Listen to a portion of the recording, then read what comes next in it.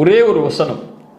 உங்கள் வாழ்வில் கவலை ஏற்படும் போது, உங்கள் வாழ்வில் பிரச்சனை ஏற்படும் போது, உங்களை இந்த உலகம் எதிர்ப்புகளால் பிரச்சனைகளால் சூழும் போது, உங்கள் வாழ்வு இனிமேல் நகருமா, இதோ என் வாழ்வு முடிந்துவிடக் கூடாதா என்றெல்லாம் நீங்கள் எண்ணும் போது, எனக்கு இந்த உலகத்திலே யாருமே இல்லையா கை கொடுக்க தோள் கொடுக்க, இருளிலே வாழ்கின்றேனே, வெளிச்சம் ஏற்படவே செய்யாதா, என் பிரச்சனைகள் நீங்கவே செய்யாதா என்று எண்ணி புலம்பி தங்களுடைய வாழ்வை முடித்து விடலாம் என்ற எண்ணம் ஏற்படும் போது, இந்த ஒரு வசனத்தை மட்டும் குர்ஆனில் திறந்து படியுங்கள்.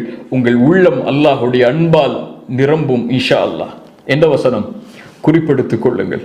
எல்லோரும் ஒரு பேப்பரை எடுத்து அந்த பெண்ணை வைத்து அதில் எழுதுங்கள் அந்த வசனத்தை. சூரத்து ஜுமர் 53வது வசனம். சூரத்து ஜுமர் 53வது வசனம். நம் மரண நேரத்திலும் இந்த வசனம் நம் கண்ணுக்கு முன்னால் வர வேண்டும். மலக்குல் மௌத் எம்மை அழைக்க வரும்போது, அல்லாஹுவை சந்திக்க செல்லக்கூடிய அந்த நேரத்தில் இந்த வசனம் எம் கண்களுக்கு முன்னால் ஓட வேண்டும். குல் யா இபாதியல்லதீன அஸ்ரஃபு அலா அன்ஃபுஸிஹிம் லா தக்னது மிர் ரஹ்மத்தில்லாஹ். சுப்ஹானல்லாஹ். அல்லாஹ்வுடைய அருளை இதைவிட